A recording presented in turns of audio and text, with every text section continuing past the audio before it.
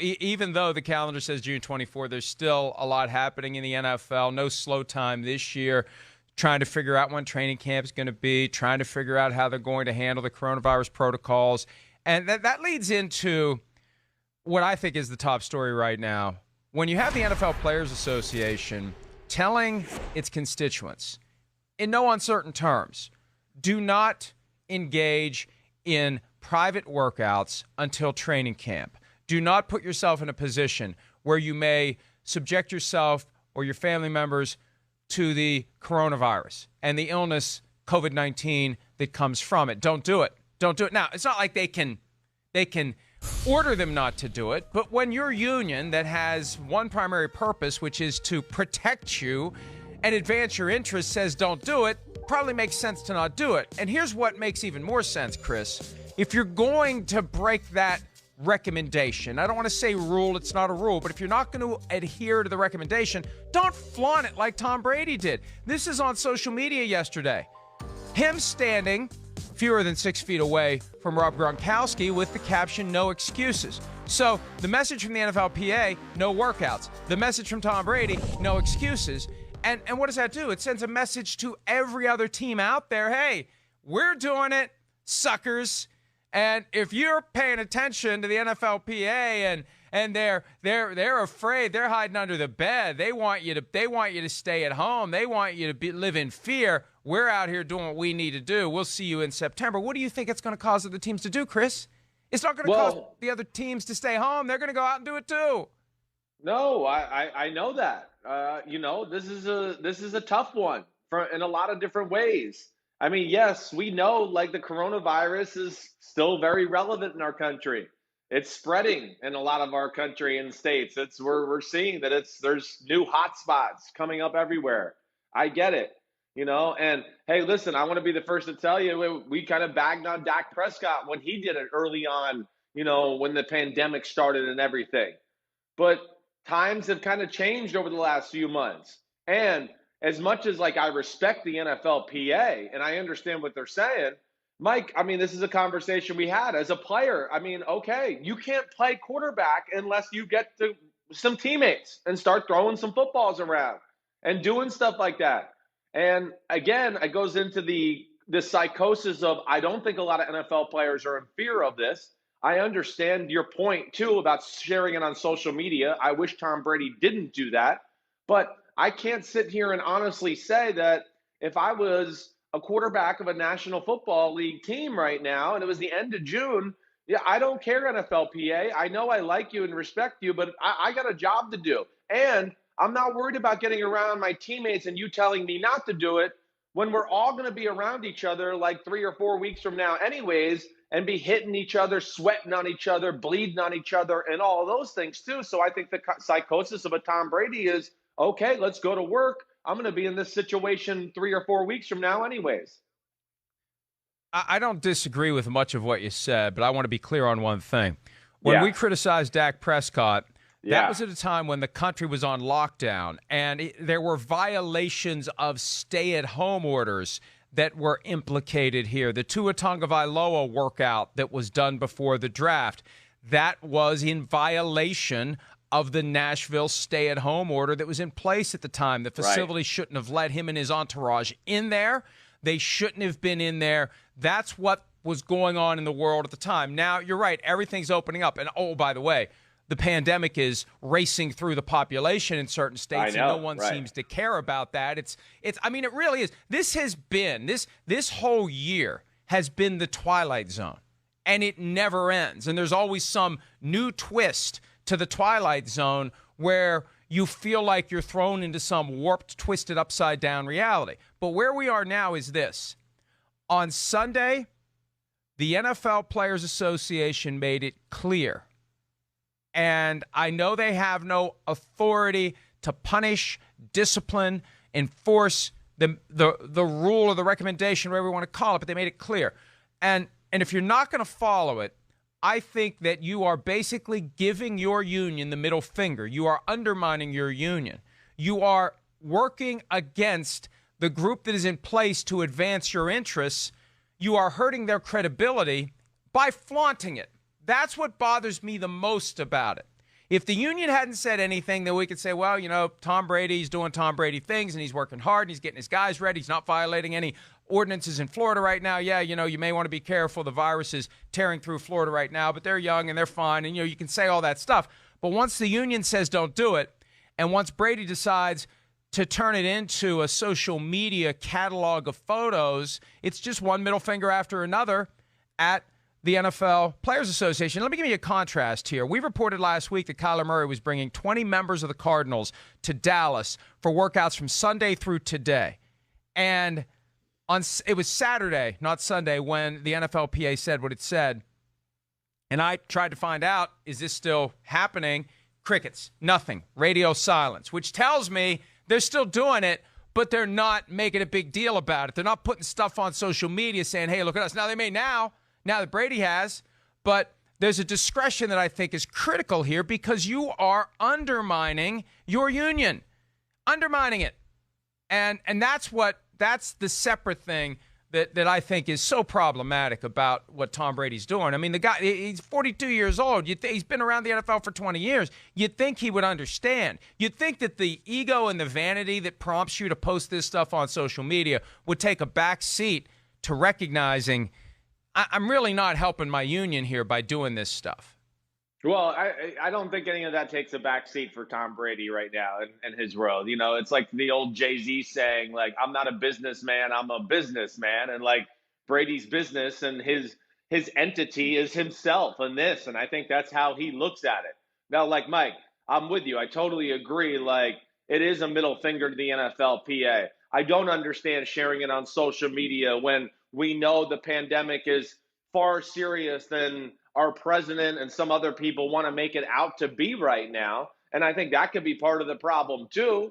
Okay. I mean, you look at examples that are out there and we have some leadership that doesn't seem to care as much as others. But either way, I just think with the carelessness of, yes, releasing it on social media and doing those things, I don't like that.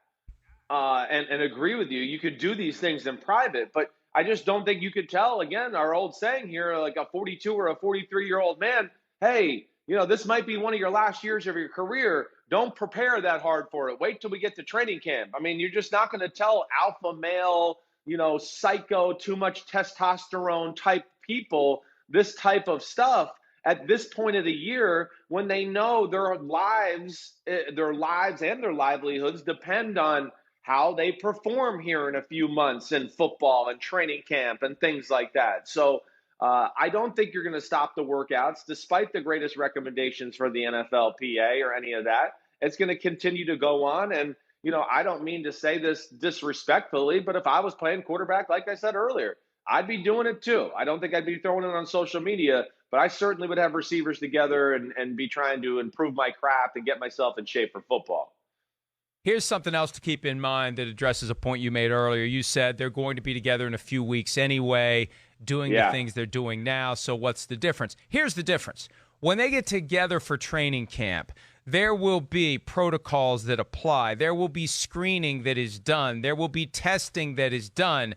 I don't think Tom Brady is swabbing noses or mouths before he lets these guys out onto the practice field. And when you're on the practice field, I think there will be efforts to keep guys apart as best they can. There will be moments where it's unavoidable, but there will be moments where it is avoidable.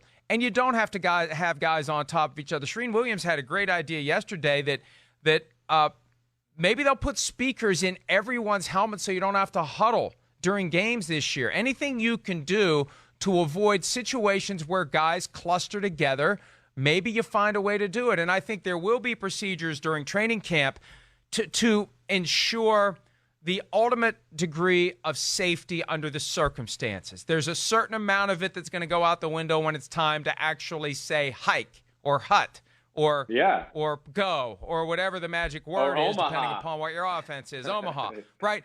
But before that, there are things that can be done to minimize the risk. And my guess is when guys are getting together at the local high school field, they're not thinking about that. So that's a reason to maybe wait, because I think there will be best practices and procedures and concepts that apply when it's time to go to training camp that these guys just aren't thinking about.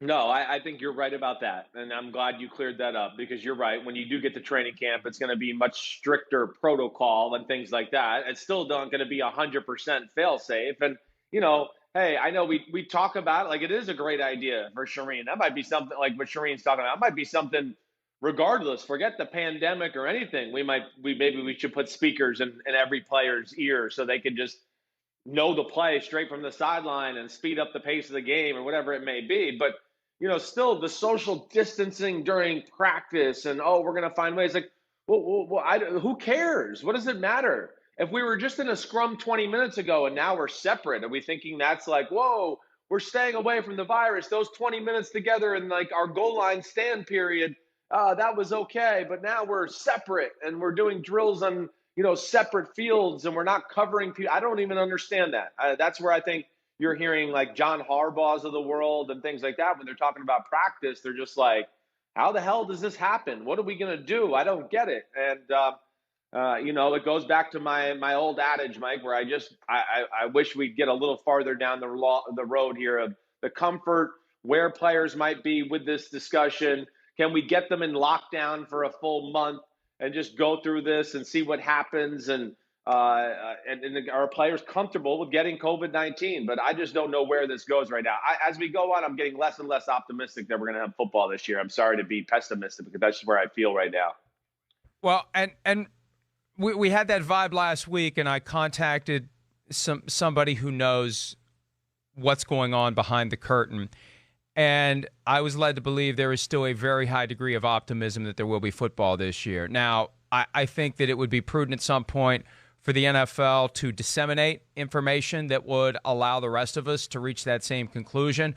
But as we mentioned the other day, the idea that they believe, based upon studying the way this virus works, outdoors, in an open environment, even if you're in a dome, even though you're not outdoors, in an open environment, the virus doesn't linger in the air long enough to invade the eyes and the noses of other people. It's in those contained settings, in a weight room, and the speculation has been that the outbreaks we're seeing at the college level, if they're happening on the clock of the football program, they're happening in the weight room where the air is heavy and guys are exhaling and other guys are in there, and those droplets are just there.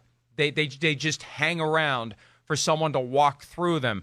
They think that that's not going to be the case when it comes time to get onto a practice field or get onto a game field. And the idea is do everything you can to make sure nobody gets on a field who may be positive. So they still are optimistic. So I have tried to be realistic about the virus. Not pessimistic or optimistic, just realistic, because the virus sets the agenda here. With all that said, I think that the optimism hasn't been shared the way that it could be or should be, and at some point over the next few weeks, they need to do a good job of letting us all know why they're optimistic, Chris. Yeah, that's right. Why? Why are they optimistic? That's what I need to start knowing, start getting it out there.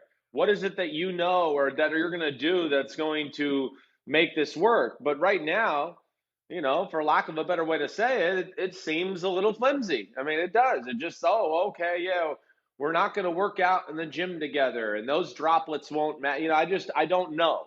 And again, I know there's a lot of unknowns about the pandemic and COVID-19 still that we don't know about that virus either. We're still learning more and more about it. I know we have more knowledge now than we did, a few months ago, but I just still think there is, between the virus, the unknowns there, and then, yes, the unknowns of how the NFL is going to approach this and what are they going to do if one guy gets it or two guys get it or a whole group of guys get it on a few teams during the middle of training camp. How is that going to work? It's just so many questions. You're right. And I wish the NFL would, ease our minds a little bit to, show us the pathway here as far as how this will be successful and work. And I think one thing is clear. If somebody's positive, they're getting shut down for the required period of time until they're no longer positive. They're not going to say, well, go ahead and, everybody else will just assume the risk and stay away from the guy that's positive. You're getting shut down. The question is, how do you backfill the spot on the roster? And that's where what if it's 20 guys? That's where I just go. What? Yeah, that's where it gets real dicey to me. And apparently baseball is thinking about doing something like this. And I've mentioned this. I don't know if we've talked about it on the show. I've done some radio spots. I think the PFTPM podcast, it's come up. But the XFL had a ninth team during its 5 or 6 weeks of operation where there was a separate team of players who went through the regular practices and they were ready to go. And if one of the other teams needed a guy, we got a guy who's game ready. It's not some guy that we're calling away from some other job that doesn't entail him staying in the best possible shape. So I think the NFL needs to have 4 rosters like that. Get Hugh Jackson to coach one, Jeff Fisher to coach another, a couple of other guys that are out there that may be inclined to get back in a locker room and keep guys ready. So if there is an outbreak on a team, they've got a bunch of guys who are ready to go. You're not calling guys off the couch, Chris. I think that is something they need to be doing, they need to be thinking about, and that will allow them to be prepared in the event there is the kind of outbreak that would otherwise shut a team down. Yeah, right. I mean, it gives you wiggle room, that's for sure. I mean, Mike, I mean, I know you've been saying this from the get-go, and I agree with you. You know, you're right, and it needs to be more than one team of guys because, you know, for the reasons we were just talking about. You know, if let's just say the NFC East somehow, you know, those teams played each other on a Sunday, and now it's like, whoa, we got like 15 guys on each team that got COVID-19. We don't know how it happened, whatever, blah, blah, blah. You know, one team is not going to be able to fix or fill all these holes. So we better have more guys behind the scenes here. And you're right there. Maybe that's the right approach. But again, these are things that I don't know. And, you know, Mike, what I want to ask you, and I meant to look this up, you know, before we started the show. What is the Premier League doing right now to make this work? Do we know anything about their testing procedures and how they're going about practice? Because I do find it interesting that they're kind of moving forward and going in the right direction, and we don't hear many hiccups there. I haven't looked carefully at what the Premier League is doing with any degree of specificity, but it's working so far. Yeah, right. They're playing the games. I know at Tottenham, which is the combination NFL stadium and Premier League stadium. And it's not like this is going to be available at every venue. They actually moved the teams into the NFL locker room because it's so much bigger than the soccer locker room. So they were able to spread out more in the NFL locker rooms at that stadium. But yeah, look, they're making it work. And that doesn't mean all of a sudden it's going to not work. And it's also a different country that's taken a different approach to this. And that has laid the foundation for this to happen. So, the bottom line is anything that goes on with other sports, the NFL is going to be studying it. It's part of the benefit that the NFL has just locked into by the way the calendar is structured. This thing hit at a time when the NFL was just starting its offseason, and it's got the benefit of seeing what is going on with the Premier League, what will happen with the NBA next month in Orlando, baseball back in a month unless something happens there, NHL planning to come back. So the NFL can watch all of that and study all of that. And look, I got to mention one other thing about the videos of Tom Brady and company working out. He's not the only one. Russell Wilson working out too, and the videos surfacing as well. And look, Now that looks a lot different from what we saw in Tampa. They're about 60 feet apart, not 6 feet apart. But still, the union has said don't do it. And I'm surprised that Russell Wilson, who is very, very concerned about perception and image and has always been that way. It's not a knock. It's fine to be that way. You either be that way or you're not that way. He is that way. I'm surprised that he would post something like that just days after the NFLPA says, guys, don't do this. Not a good idea to do it. Maybe his thought is, well, people are going to see these and they're going to realize that this isn't. Maybe in a roundabout way, this is his way of showing the other guys, if you're going to do it, this is how you have to do it. You can't have 10 guys out there. You can play pitch and catch with a guy who stays away from you, but you can't be on top of each other like we saw from the videos from the Brady workouts with his Buccaneers teammates. Well, yeah, I mean, you know, it certainly seems safer what Russell Wilson's doing. And yeah, you know, you're right. He is very perception, conscious, right, about what he looks like. But I think he's looking at it also going, man, screw my perception.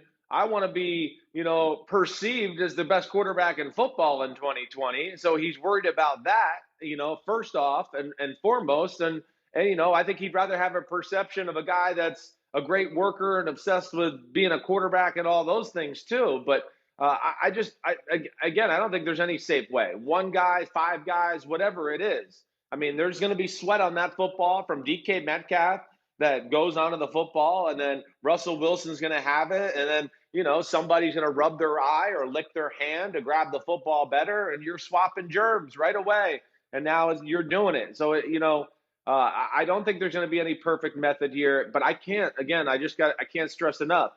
These are grown men. This is their profession. This is what they do, and they're obsessive compulsive about it, especially quarterbacks, and especially quarterbacks like Brady and Russell Wilson. And they'll stress out and go crazy if I know these people the right way and know what their makeup is of, I haven't thrown, I haven't done anything, I'm not ready for training camp. What is this?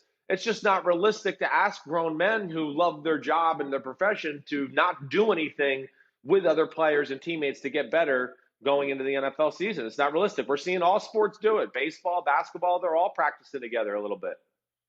One last point very quickly, and I'm no epidemiologist. I'm just sharing the things that I gleaned from studying it. Right. But I do know that the green isn't grass here. I do know that. I don't know, does that make me a botanist? But I'll say this. Look, and the things you're talking about, touching your eyes, touching your head, touching the ball, I think that one of the things they've learned over the past few months, the biggest risk for transmission is the airborne droplets. Under those circumstances where it's a confined space and someone breathes loudly, talks loudly, sends that virus out into the air, and it has the opportunity to hang there, and somebody else has, in that proximity, the opportunity to have it absorbed into their eyes and their nose. That's the concern. I'm not saying that the rest of the ways of getting it aren't, but the big concern is the droplet. Hi, I'm Mike Tirico, and thanks for watching. Make sure to hit subscribe for the latest news and highlights from NBC Sports.